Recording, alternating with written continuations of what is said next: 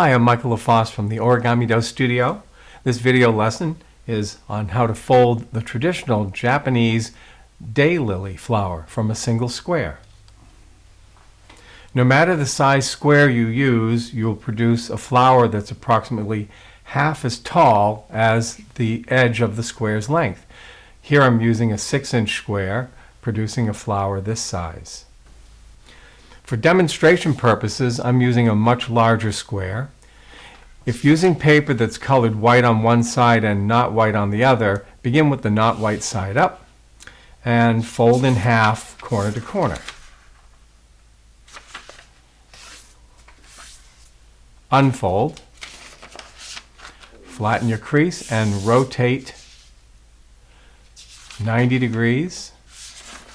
And fold corner to corner again on the same side. Unfold. Turn the paper over and now fold bottom edge to top edge.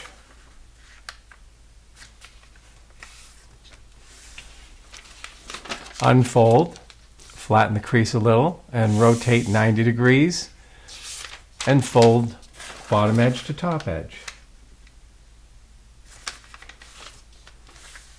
And unfold. Flatten out the creases and rotate. Notice the center where the creases intersect. Fold each corner of the square to meet at that point.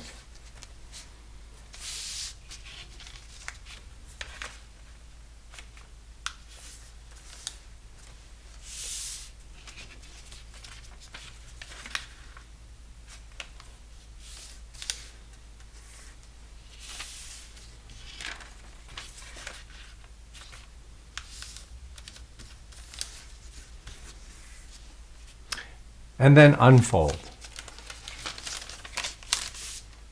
Flatten all the creases out and notice on this side the creases that run from the center to each corner are raised like mountain ridges. We call those mountain creases. Make sure that you activate each of those 4 mountain creases from the center to each corner. That will allow you to do this.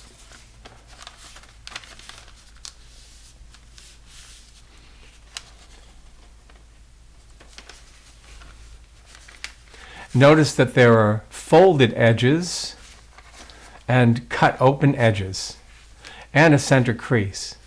Take one of the folded edges and fold it to align with the center crease. Make a nice sharp crease with your thumbnail. Unfold and flatten. Pick up the triangle-shaped page, its double layer. Exercise it in the middle a little like this. And then open in between the 2 layers all the way into the point of the cone. This is called the squash fold. Following the pre-creases, flatten the shape symmetrically like this. We're going to do the same thing on the other side. So turn the paper over. On one side you have a single triangle-shaped page, and on the other side you'll have 2. It's where you have 2 that you'll take the folded edge to the center crease.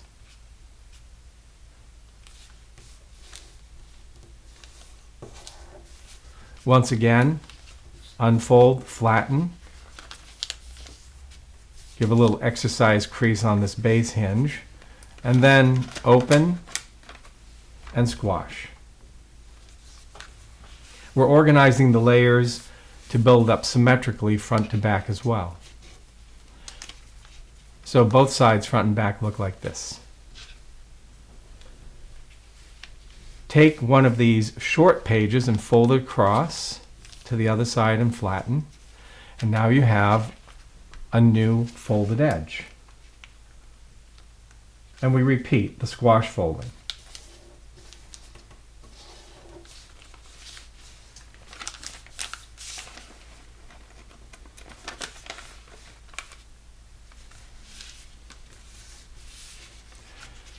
We have one last page to do. First, turn the paper over to the other side.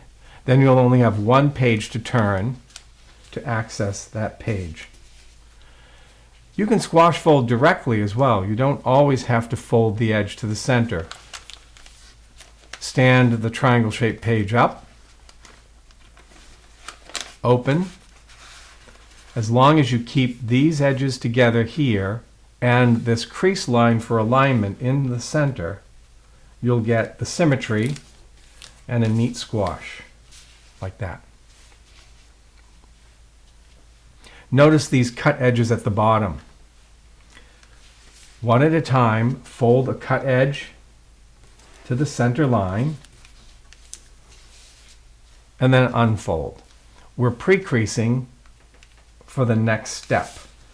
We're going to do the same thing on the other side. Nice sharp creases and unfold. Those two pre-creases will allow us to accomplish a petal fold. Notice we have these short mounting creases that meet at the middle of this cut edge. And when I lift the middle of the cut edge up, I begin to form a hinge across the other end of those two crease lines. Continuing up this way, I'm stretching the paper and letting the pre-creased folds make this shape, and we flatten that. And you've produced this triangle flap at the top. Fold that to point down. Turn the paper over to the other side and repeat. A single short cut edge to the center. Unfold. Repeat on the other half.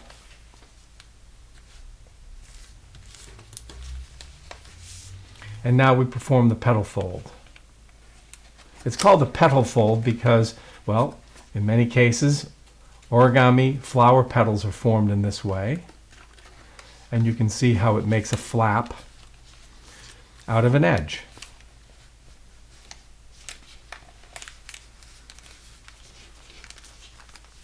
To get to the ones here and there, we find the center and open.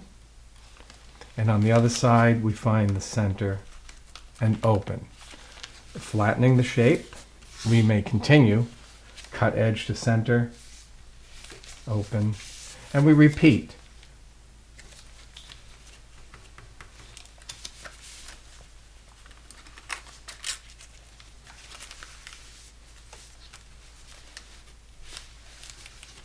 And the last one is on the other side.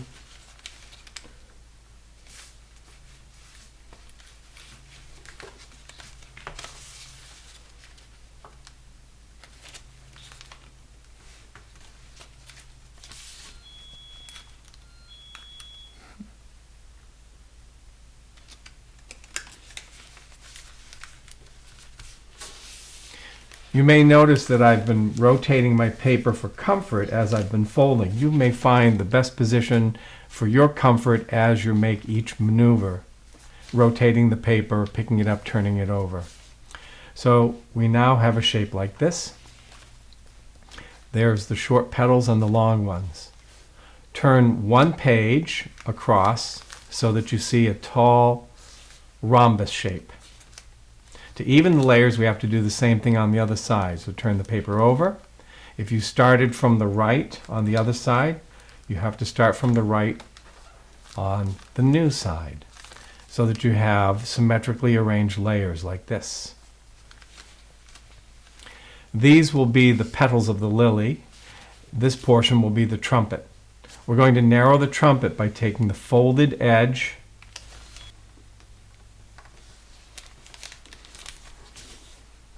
and the opposite edge to meet.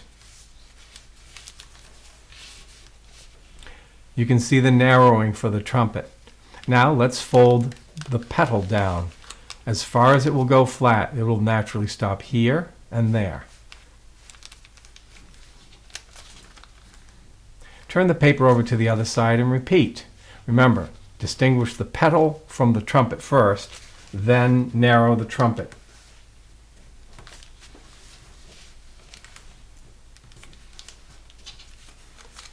Now fold down the petal.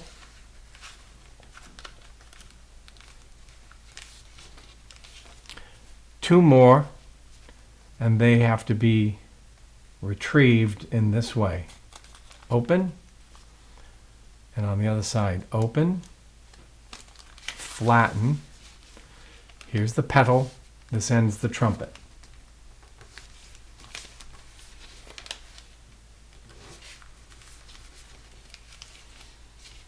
Fold the petal down, and finally the other side.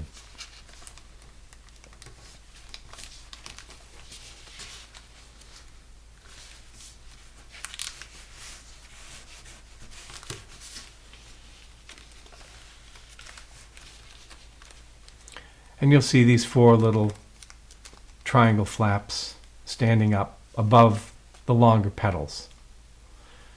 Make it 3-dimensional by pulling open all 4 long petals, and you can see the trumpet shape. And finally, gracefully curl the petals as much or as little as you like.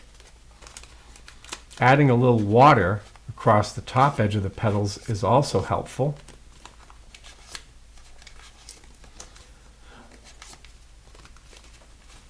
These may be mounted on stems. They may be composed on a surface such as a gift package. They can be large or small in any colors for paper you have. And there we have the traditional Japanese daylily.